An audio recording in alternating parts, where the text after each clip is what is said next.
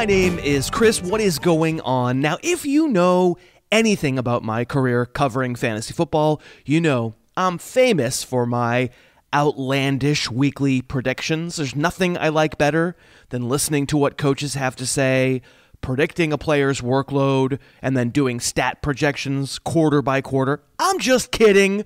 Those are the opposite of the things that I like. Nevertheless, we thought we'd try a fun little Friday morning segment for Week 10 in which I give you 5 bold predictions for this weekend. And then when they don't happen, you can write about what a fart face I am down in the comments.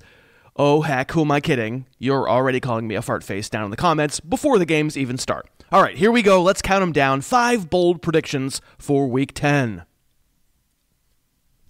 I've certainly shown you stuff from Auden Tate on this channel over the past few weeks, and heaven knows you have every reason to doubt a winless team about to give a 4th-round rookie quarterback Ryan Finley the first start of his career against a team that just knocked off the undefeated Patriots. No chance, right? I say medium chance. I say AJ Green not playing in this game, and maybe not playing ever again for the Bengals, is an opportunity creator. And the last time the Bengals and Ravens played back in Week 6, Marlon Humphrey followed Tyler Boyd all over the field, and meanwhile, basically the only thing the Bengals did right that day was toss up jump balls to Auden Tate. I like that plan. Give me a bunch of desperation targets to this 6'5", 228-pound pterodactyl who I hope I've convinced you in prior videos has some pretty terrific hands and body control, random jump balls, and big wingspan possession throws. Yes, please. Auden Tate shatters fantasy this week by being marginally decent instead of terrible. As a high upside flex, he's okay. He's my number 38 receiver for the week. Maybe he could actually put on an AJ Green jersey at halftime to confuse Baltimore's defense and then steal you a touchdown.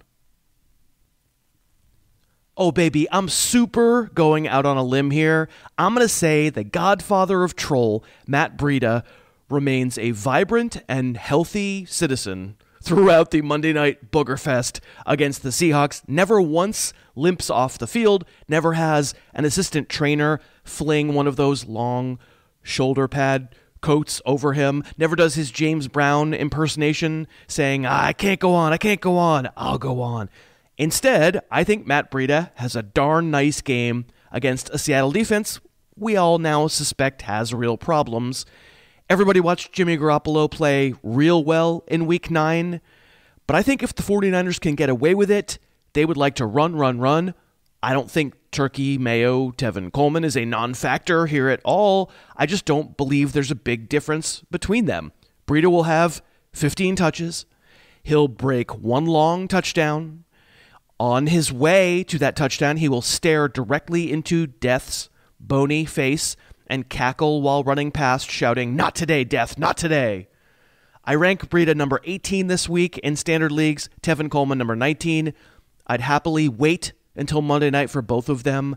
And the truth of the matter is, when you have two dudes and they're used pretty interchangeably, there's obviously risk that in any given week, one of them gets the crucial hole opened by the offensive line at the exact right moment, and the other one doesn't, and you get lopsided disaster face reading the box score the next morning.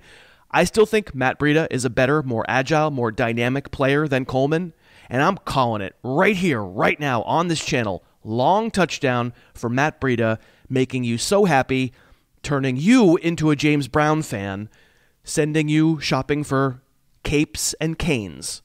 You will frankly be a better person as a result. Quick break for me to predict that if you need a new mattress, you'll love Leesa. I know I do. And I got my first Leesa mattress about 4 years ago, and back then it seemed like super weird and exotic to get a mattress online and have them ship it to you without actually sitting on it first. But now it doesn't seem so weird. Leesa is the best of the bunch when it comes to direct-to-consumer. I love my Leesa mattress, and they give you 100 nights to sleep on it and return it if you don't like it, if you don't sleep great. We can get you 15% off at Leesa.com when you use the code HarrisTube.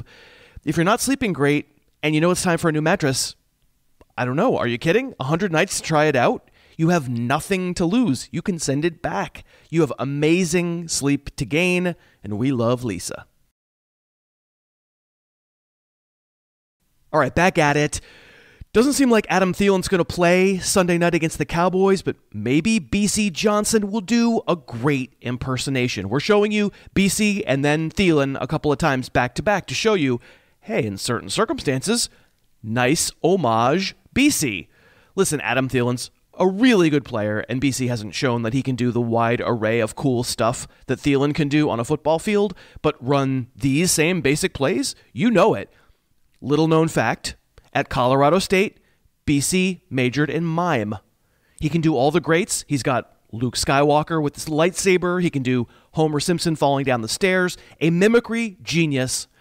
And sure, it's typically 100% stupid and futile to predict touchdowns, and yet here I am predicting a touchdown. I like Stephon Diggs a lot in this game. I don't think Kirk Cousins will be bad at all. The consensus rank is pretty low. I like him. And yet when push comes to shove, the Vikings will decide to forego their superstars and run some weaselly little misdirection to Bisi Johnson from down in close and break the hearts of millions. Don't be that person. If you're in bye-week jail, don't miss out, since I just guaranteed you in my exclusive Harris Football statistical projections that do not exist that Bisi Johnson will score another touchdown. Hey, why not just keep predicting touchdowns? I'm actually not predicting that you should use Kareem Hunt in this first game back with the Browns. I still have Nick Chubb as a top 10 running back for at least one more game, simply because we don't know what brain genius Freddie Kitchens has in mind for Hunt's return. So probably we'll get Chubb with a Chubb-like workload for most of this game against the Bills, and maybe he'll justify our confidence in him. But would it be a Cleveland Browns game without controversy? The Bills eventually will pull ahead, Browns fans will boo, water will be wet, and then a hush will come over the crowd after Josh Allen fumbles the ball away in terror deep in his own territory because he swears afterward he saw a land shark. And the Browns will have a meaningless late possession, and in will come Kareem Hunt, trying to make the world forget, and he'll pop one in the end zone, and nobody will care that it was meaningless. Instead, the hysteria will begin. Can't you see the fantasy point totals? Good Lord, Chubb barely even got more points than Kareem Hunt. What will happen going forward? Should I drop them both? Should I trade them both for the ghost of Emmitt Smith? I think Emmitt Smith is alive, actually. And you know, the real tragedy of all this is that nobody will investigate the land shark that Josh Allen swears he saw. And the field of zoology will be a little worse off. And lastly, I'm recording this on Friday morning. I don't even know for sure that David Johnson plays in Week 10, but damn the torpedoes, I think he goes. I think he's okay after his extra time off, and sure, maybe the Cardinals logically might come in saying, maybe we should give it to Kenyon Drake a little bit more, and then DJ will say never, and he will steal Cliff Kingsbury's headset and wear it under his helmet, because another little known fact, it turns out he does an amazing, uncanny vocal impersonation of Cliff Kingsbury, and he will secretly call in all the plays, and they will all be for David Johnson. Now, Tampa is actually statistically pretty good against the run, though, I don't know, I think that's maybe largely because they're so bad against the pass that nobody bothers to run on them. They're okay against the run. But yeah, Johnson winds up with 2 touchdowns, 100 yards from scrimmage, and if that's not bold, I don't know what is. We have misdemeanor ventriloquism, a couple of goal line plays for DJ, a couple nice screens. Oh, baby, though, of course, I don't really know how Arizona will distribute snaps because no one does. But maybe this is just knowing Kenyon Drake. His deal. We know Kenyon Drake's deal, right? Just when you think he's a thing, I'm going to go ahead and start David Johnson. Thanks so much for watching. Please, please, please smash that like button, write a comment, tell us who else you'd like to see us review film on, and of course, best of all, please subscribe to our channel and then click that little bell above the subscribe button and you'll be notified whenever we post a new video.